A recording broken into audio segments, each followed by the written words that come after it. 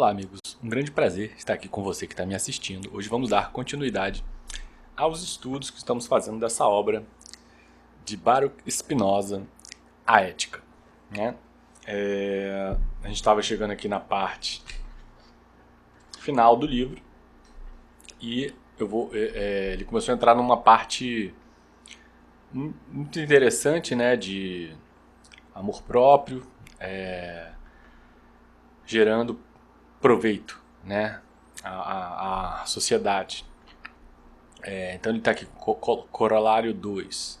É quando cada homem busca o que é de máxima utilidade para si, que são todos, então, de máxima utilidade uns para com os outros. Com efeito, quanto mais cada um busca o que lhe é útil, se esforça por se conservar, tanto mais é dotado de virtude, né? Ou seja, uma visão individualista, né? Muito alinhada aí com a filosofia do Adam Smith, na sua época, né? O liberalismo clássico. E ele continua aqui, uma visão iluminista, até, pode-se dizer racionalista. Ou o que é equivalente, de tanto mais potência está dotado para agir pelas leis da natureza, isto é, para viver sob a condução da razão. Ora, os homens concordam ao máximo em natureza quando vivem sob a condução da razão. Logo, os homens serão de máxima utilidade uns para os outros, né? Uns para com os outros, quando cada um buscar o que lhe é de máxima utilidade. Veja, você buscando o que é melhor para você, você consegue produzir, criar proveito para os outros, né? Então, nada mais virtuoso aqui dentro da visão do Spinoza. Bem alinhado, aí, como eu falei, ao liberalismo clássico, né? Se você transpuser isso para a visão econômica. E aqui, obviamente, ele está falando não só de economia, mas está falando também no que diz respeito à racionalidade frente aos afetos, né? Você ter uma visão. Mas também ele vai começar a entrar numa questão de filosofia da ordem civil, né? Vamos ver aqui. Entretanto, é raro que os homens vivam sob a condução da razão. Veja, é aqui que começa um questionamento sobre a formação da sociedade, né? Contrato social, visão contratualista, né? É raro que os homens busquem aí, vivam sob essa condução da razão de buscar o que é melhor para si mesmos e gerando proveito aos outros. Em vez disso, o que ocorre é que eles são, em sua maioria, invejosos e mutuamente nocivos. Mas apesar disso, dificilmente podem levar uma vida solitária, de maneira que, em sua maior parte, apreciam muito a definição segundo a qual o homem é um animal social. E aqui ele vai fazer uma demonstração.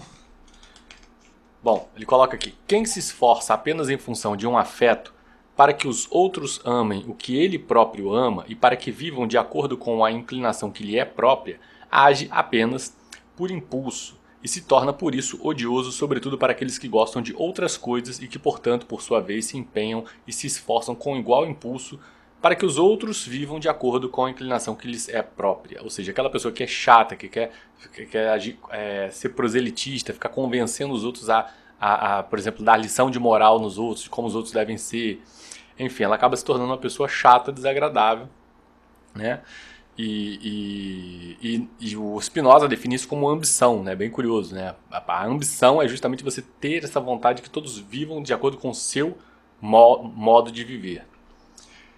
Além disso, como o bem supremo que por causa de um afeto os homens desejam é muitas vezes algo da qual apenas um único homem pode desfrutar, ocorre que aqueles que amam não sejam coerentes consigo mesmos, né? Veja, normalmente ele fala, já foi mencionado isso em outras leituras aqui, né? Uma coisa é quando nós concordamos em gostar de algo não escasso, tendemos a fazer uma amizade. Outra coisa é quando esse algo, esse objeto de amor nosso é escasso, aí tendemos a virar concorrentes e dessa concorrência algumas vezes nasce uma inimizade, uma intolerância.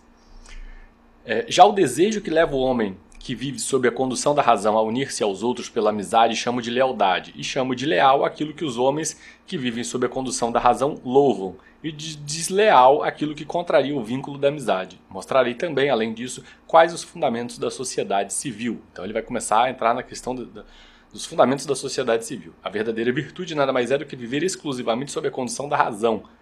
enquanto a impotência consiste em um homem se deixar conduzir apenas pelas coisas que estão fora dele e em ser determinado por elas a fazer aquilo que o arranjo ordinário das coisas exige e não aquilo que exige sua própria natureza, considerada em si mesmo. Então, quando você se desvia da sua própria natureza, aquilo que lhe é realmente efetivamente bom, se desvia disso por algum afeto, você se torna uma pessoa afetada e começa a se focar no que não deveria ser seu próprio interesse, da sua própria natureza, né, do seu ambiente de preservação, você começa a embarcar em invejas, ambições, em se focar no outro, de forma equivocada, né, e consequentemente isso gera atrito e dificuldade para a ordem civil. E aí ele vai colocar aqui um fundamento, né, da sociedade civil que é pautada, na minha observação aqui, pelo medo, né, bem parecido aí com a visão contratualista, por exemplo, de Thomas Hobbes, né? Uma visão calcada no medo. Se você não tiver uma força que haja ameaçadora, as pessoas tenderão a entrar numa luta de todos contra todos. Claro que esse não é o termo do Spinoza, é o termo do Hobbes, mas vamos ver aqui como ele fundamenta a sociedade civil. Bom, tem um trecho aqui que eu não vou ler, grande, até de relevante, eu recomendo que vocês procurem aí, obter a obra e ler essa parte. Logo em seguida ele coloca: para que os homens, portanto, vivam em concórdia e possam ajudar-se mutuamente, é preciso que façam concessões relativamente a seu direito natural e deem-se garantias recíprocas de que nada farão que possa redundar em prejuízo alheio. Por qual razão isso pode vir a acontecer? Né? Bom, a pergunta que ele faz, né? Por qual razão as pessoas vão dar garantias, ser realmente leais umas às outras, né? Dar garantias recíprocas, né, que farão o que não redunda em prejuízo uns dos outros. Veja, ele nega que a razão seja possível, né? Talvez aí seja uma diferença forte da visão contratualista do Spinoza, do Thomas Hobbes, para, por exemplo, a visão atual do Hans Hermann Hoppe ou de alguns anarquistas, sejam anarquistas pró-mercado, sejam contra-mercado, como o caso do Proudhon, que acreditam que a razão possa que possamos ser mais racionais, vamos dizer assim, né? Até o Hoppe, no caso, acredita que nós possamos ser muito racionais, né? Racionais demais, até. E sim, né? Quanto mais racionais, isso não se questiona isso, quanto mais racionais, menos medo será necessário incutir na sociedade, né? Menos força coercitiva será necessária, menos as pessoas precisarão fazer as coisas por força, mais poderão fazer como Aristóteles bem dizia, né? Obedece pela razão. Né? E aqui vem: porque nenhum afeto pode ser refreado a não ser por um afeto mais forte contrário ao afeto a ser refreado, e porque cada um se abstém de causar prejuízo ao outro por medo de um prejuízo maior. Ou seja, por que as pessoas vão se manter leais? Por medo. Né? É isso. Se você tem medo, você obedece à lei, porque senão você vai preso. Né? E claro que essa é a pior forma de se obedecer à lei. Né? Por medo, por coerção. Melhor seria se pelo menos flertássemos aí com você obedece porque é do seu interesse. É um pouco mais racional, né? Mais racional ainda e mais descolado ainda. Talvez já se descolando da racionalidade para um outro lado, é você dizer, porque você crê que é o melhor, né? Enfim, o melhor seja por interesse. É a forma mais equilibrada. E aqui pois, com base nessa lei que se poderá estabelecer uma sociedade sobre a condição de que esta provoque para si própria o direito que cada um tem de se vingar e de se julgar sobre o bem e o mal, e que ela tenha, portanto, o poder de prescrever uma norma de vida comum e de elaborar leis fazendo-as cumprir não pela razão que não pode refrear os afetos, mas por ameaças, né? O pacto social fundado aí por ameaças.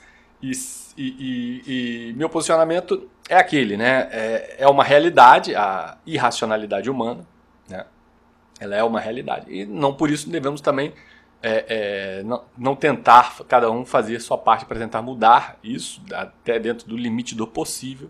Não podemos flertar com sonhos utópicos, né? Na minha visão é essa. Sempre um nível de irracionalidade humana, de afetação desmedida existirá, e nesses casos, não resta dúvida, algum nível de ameaça, né, de medo terá que ser necessário.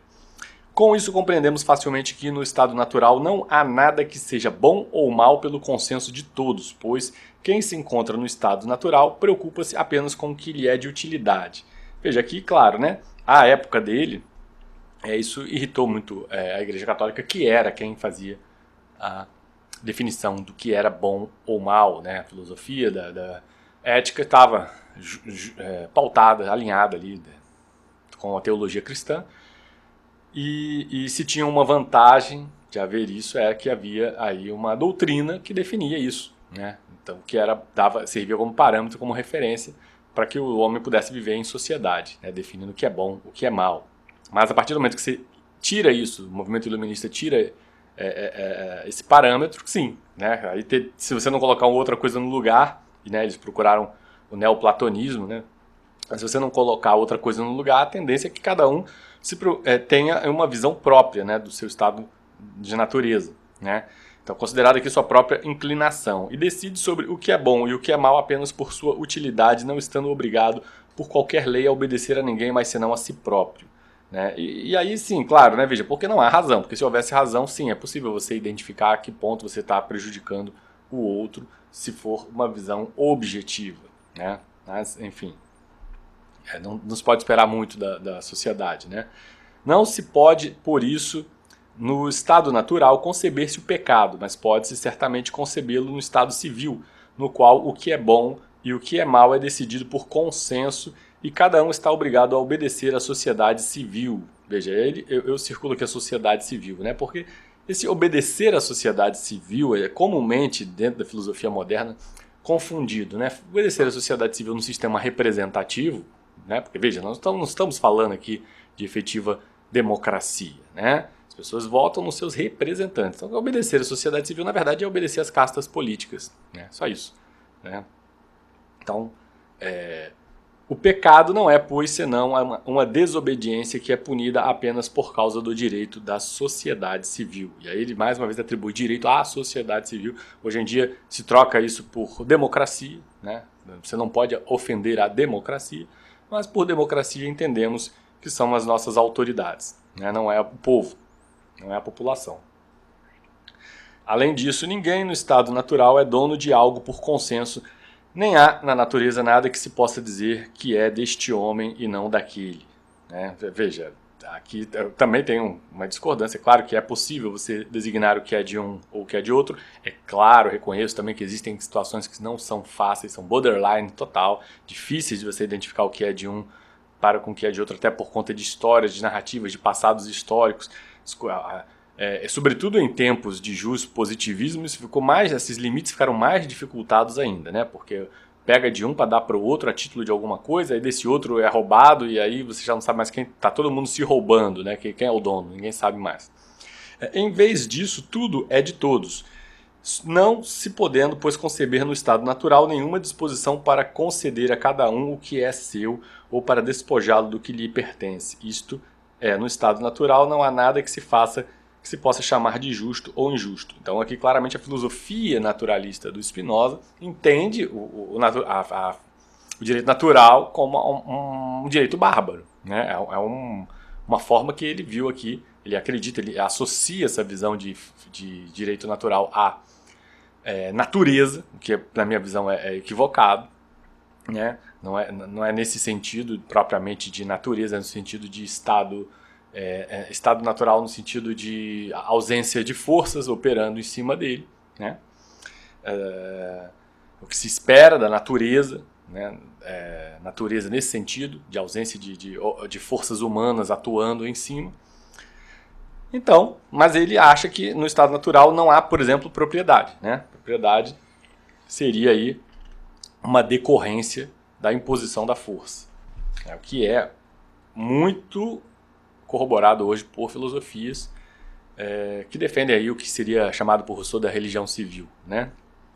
Aqui a proposição 40 é útil aquilo que conduz à sociedade comum dos homens, ou seja, aquilo que se faz com que os homens vivam em concórdia e inversamente mal aquilo que traz a discórdia à sociedade civil. Então ele já botou aqui uma dicotomia de virtude para vício, no que é bom, no que faz a concórdia entre as pessoas ou no que causa a discórdia, né? Ódio nunca pode ser bom. Nós nos esforçamos por destruir o homem que odiamos. Nos esforçamos por fazer algo que é mal.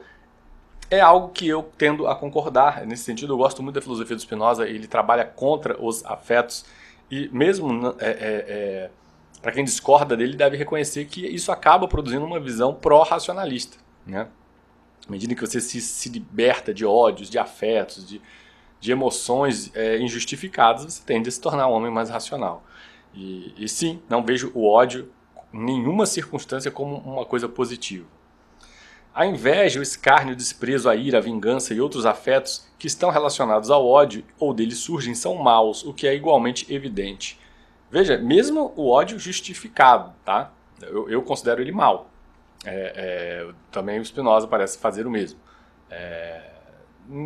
Se você tem um motivo para ter ódio, então que você use a razão para mostrar que tem do seu lado a questão, né, que deveria ser julgada enfim, para que o seu lado vencesse, né? Pois quando você se deixa afetar por ódios, você tende a exorbitar, inclusive, das suas ações.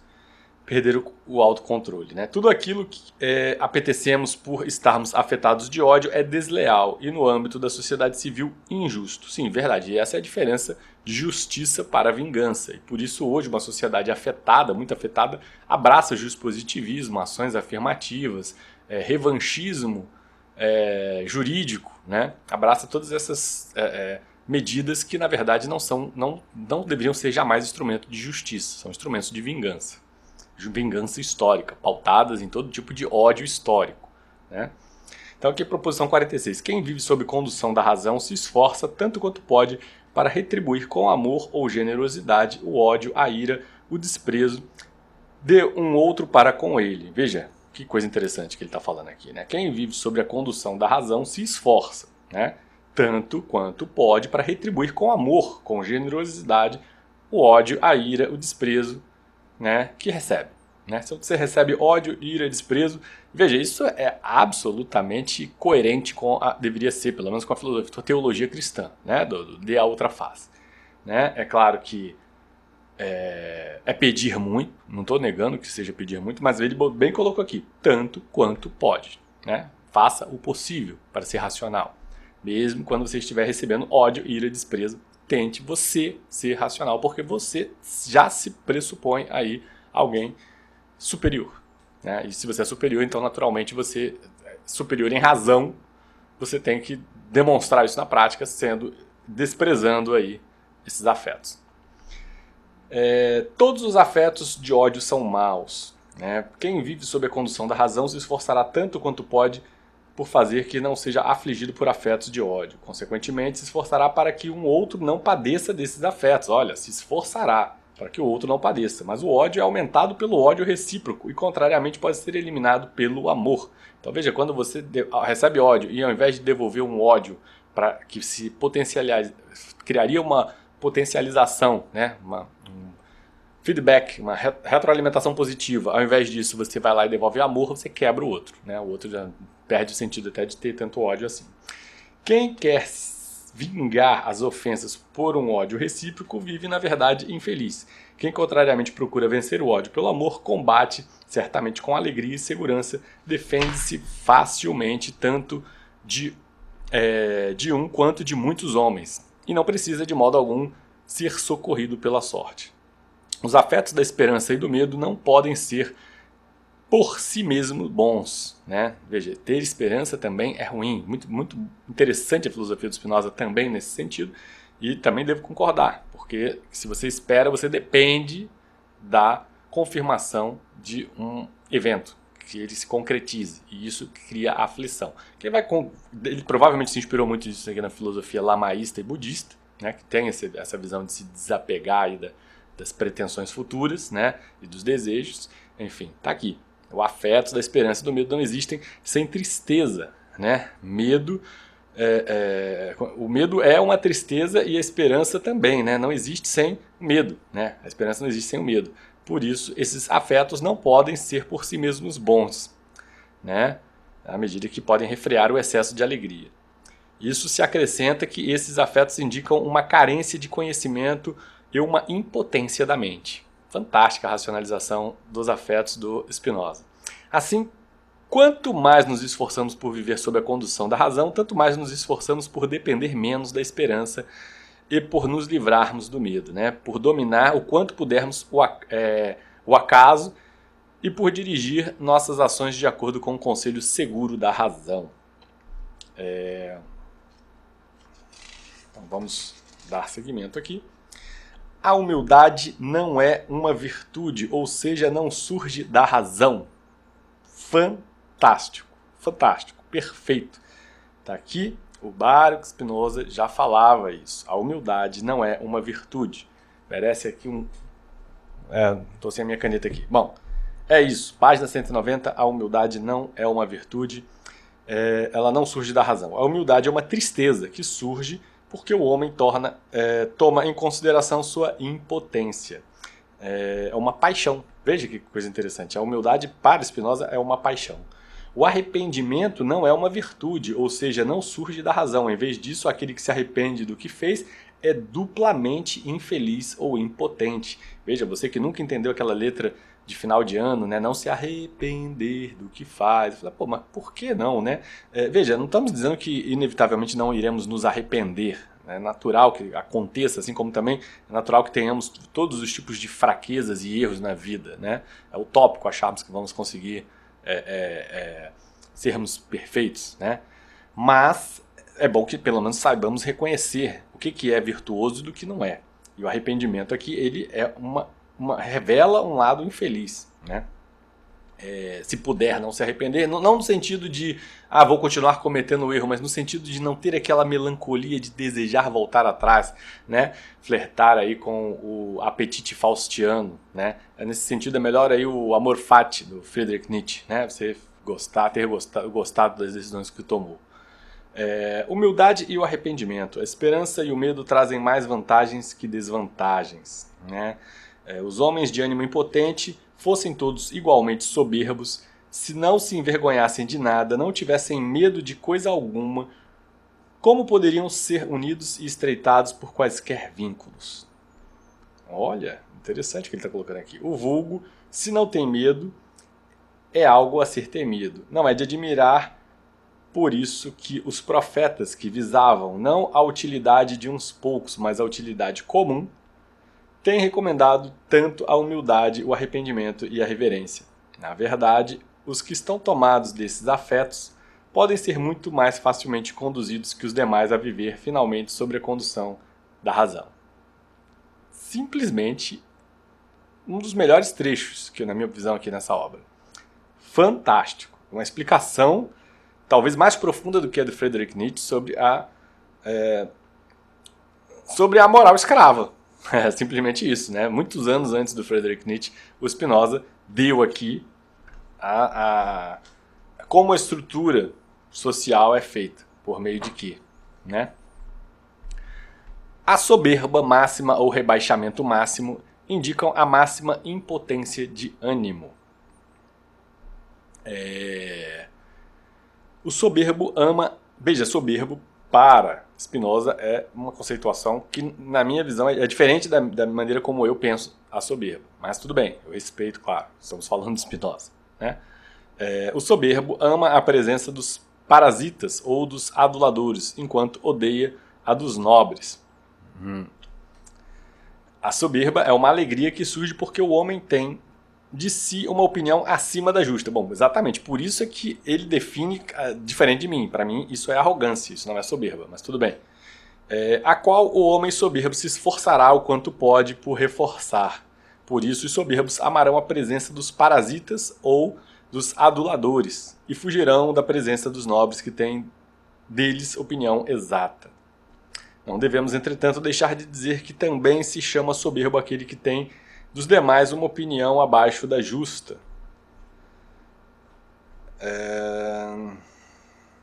E aí ele vai continuar, né? Muito interessante, sem dúvida, muito interessante a filosofia dele, né? E aqui vamos continuar, né? A vergonha, embora não seja uma virtude, é entretanto boa, à medida que indica que o homem que se ruboriza por vergonha está imbuído de um desejo de viver lealmente, tal como a dor, que se diz boa à medida que indica que a parte lesada não está ainda corrompida. Por isso, embora o homem que sente vergonha de algo que fez esteja realmente triste, ele é, entretanto, mais perfeito que o desavergonhado que não tem qualquer desejo de viver lealmente. Daqui, sem dúvida, inspiração para o Nelson Rodrigues, né, que só respeita aquele homem que ainda não perdeu a capacidade de se ruborizar. Né, certamente uma influência, né, aqui nesse trecho. Ele coloca a vergonha que, apesar de estar pautada, tendo sua origem a tristeza, né, no fundo acaba sendo boa, acaba sendo virtuosa. Agir segundo a razão não é senão fazer aquilo que segue a nossa natureza. Olha, você vai insistir nisso aqui. Vamos seguir aqui adiante. Disse que uma ação é má apenas à medida que surge por sermos afetados de ódio ou de algum outro afeto mau. Ora, nenhuma ação considerada em si só é boa ou má. Em vez disso, uma só e mesma ação é ora boa, ora má. Se nos limitarmos a observar que o homem levanta o braço, cerra o punho e move com força todo o braço para baixo, é uma virtude que se concebe por causa da estrutura do corpo humano. Agora, se um homem levado pela ira ou pelo ódio é determinado a cerrar o punho ou mover o braço, isso ocorre, né, já de forma má. Ele mostra que uma mesma ação, né, dependendo do contexto, é isso que ele está dizendo, dependendo do contexto pode ser boa ou má, depende da intenção dele. Né? Podemos assim ser determinados a uma só mesma ação, tanto por causa de imagens de coisas que concebemos confusamente, quanto por imagens de coisas que concebemos clara e distintamente. O desejo que surge de uma alegria, de uma tristeza, que está relacionada a uma só parte do corpo ou várias, mas não todas, não leva em consideração a utilidade do homem como um todo. Vamos seguir aqui. Se pudéssemos ter um conhecimento adequado da duração das coisas e determinar pela razão o seu tempo de existência, consideraríamos as coisas futuras com o mesmo afeto com que consideramos as presentes, e a mente apeteceria como se fosse presente um bem que ela concebe como futuro. Em consequência, necessariamente rejeitaria um bem presente menor em favor de um bem futuro maior, e pouco apeteceria aquilo que no presente fosse bom, mas se fosse causa de um mal futuro. Veja, muito interessante, porque aqui ele está fundamentando, a escola austríaca, a questão da preferência temporal, né? Mostrando o lado racional de você ter uma alta preferência temporal. Como não somos racionais, temos uma baixa preferência temporal, tendemos a preferir o que é presente, mesmo que tivéssemos uma oportunidade de ter um ganho maior futuro. Né? A irracionalidade humana que é anticivilizatória, né? Sem dúvida. Por isso não é de admirar o desejo que surge do conhecimento do bem e do mal no que se refere ao futuro, possa ser muito facilmente refriado pelo desejo das coisas que são presentemente agradáveis. Quem se deixa levar pelo medo e faz o bem para evitar o mal, não se conduz pela razão. Né? Veja, é muito interessante, né? Ele acaba caindo em contradição, né? Eu não vejo isso como uma coisa ruim, é muito natural na filosofia nós cairmos em contradição. Né? Porque uma coisa... Já, né, o Hume falava, o seu David Hume falava, né, do dever ser e do ser, né? Veja, não chega a ser necessariamente uma contradição. Ele postula o que seria o racional, né? E no outro lado ele diz, mas nós não somos racionais, né? Então não chega a ser bem uma contradição. Mas ele coloca que quem se deixa levar pelo medo e faz o bem para evitar o mal, não se conduz pela razão. Não é realmente, eu confesso, não é uma contradição. Porque ele está dizendo aqui o que seria o correto. Né? Nós não precisarmos do medo para fazer o bem. Mas a sociedade não é racional. Então, naturalmente, não é o que a sociedade faz. Né? Eu fiz uma anotação aqui apontando como uma contradição, mas não é uma contradição. Está perfeitamente coerente. Né? E ele postula o que seria a teoria, mas na prática não funciona dessa forma porque a sociedade não é racional. Os supersticiosos que mais do que ensinar as virtudes aprenderam a censurar os vícios e que aplicam a conduzir os homens não segundo a razão, mas contê-los pelo medo, de maneira que mais do que amar as virtudes fujam no mal, não pretendem senão tornar os demais tão infelizes quanto eles próprios. Fantástico. Esse trecho também muito interessante, está muito atual, extremamente atual. Se você prestar atenção, extremamente atual. Né? Porque de um jeito ou de outro, as elites dominantes são o espelho do mundo. Né? E se elas impelem ao outro uma obediência por meio do medo, naturalmente é porque elas vão criar no outro a sua própria infelicidade. E não à toa o mundo é hoje tão infeliz. faz parte aí, deixa essa reflexão. Infelizmente estamos aí passando do horário, né? Espero aí que esse vídeo tenha sido útil de alguma forma. Um abração. Até a próxima. Esse é um canal de estudos e reflexões. Os estudos estão sendo publicados às terças e quintas às 8 da manhã. As reflexões aos sábados às 14 horas. Se você gosta do nosso conteúdo, se inscreva, curta, compartilhe e, sobretudo, nos agracie com o seu comentário. Caso ache que o conteúdo mereça receber um apoio, o endereço do nosso Pix está disponibilizado no campo de descrição dos vídeos. A propósito, convidamos você a participar do grupo de amigos. Você não precisa ficar solitário nesse caminho de estudos. Juntos, podemos trocar ideias, influências, livros, dicas e até um bate-papo informal. Um ajudando o outro e todos cresceremos muito mais rápido. Você vai gostar muito de participar. Além disso, recomendamos que você aprecie nossas playlists com nossos vídeos separados por tema, formato e autores, de forma a tornar o seu estudo ainda mais didático. Por fim, indicamos nosso blog, amplomagazine.blogspot.com. Nele, você acompanha os ensaios que escrevemos sobre os mais variados temas e que fundamentam muitos dos nossos vídeos aqui do canal. Esperamos que goste do conteúdo. Obrigado por chegar até o final do vídeo. Até a próxima!